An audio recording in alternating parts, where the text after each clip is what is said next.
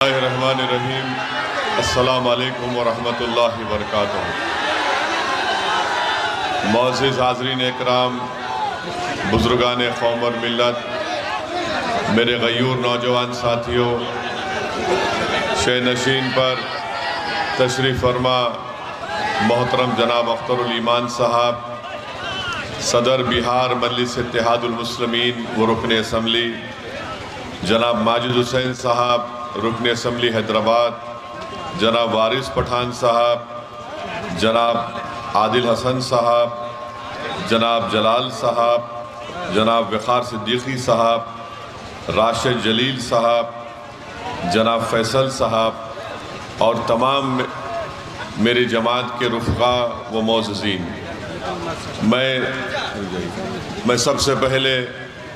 آپ تمام کا شکریہ ادا کرنا چاہتا ہوں کہ آپ نے اپنا قیمتی وقت نکال کر آج مجلس اتحاد المسلمین کے اس جلسے عام میں آپ نے شرکت کی۔ آپ کا بہت بہت شکریہ، اور مجھے اس بات کا اندازہ ہے کہ بہت زیادہ بارش ہونے کی بنا پر اس میدان میں ابھی زمین سوکھی نہیں ہے، مگر آپ کی موجودگی ہم کو اس بات کا ایک پیغام دیتی ہے کہ الحمدللہ متھلانچل میں مجلس اتحاد المسلمین کی زمین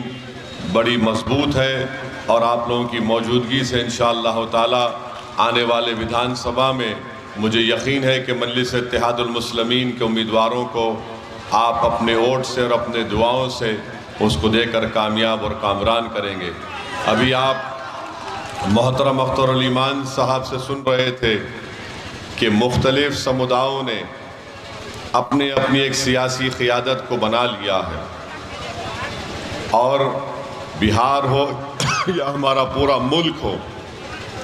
اگر ہم نظر اٹھا کر دیکھیں گے تو پچھلے 75 سال سے جب سے ہم نے اس ملک کو آزاد کروایا، جب سے ہم نے اس ملک کے سنویدھان کو قبول کیا، اور آج تک 18 لوک سبھا کے الیکشن ہو گئے، بہار ویدھان سبھا کے کئی اسمبلی کے انتخابات ہو گئے،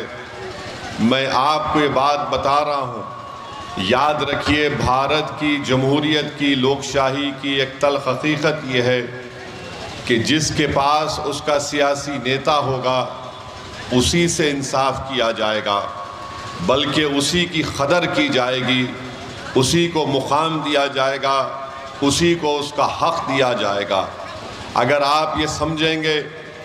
کہ ہم 19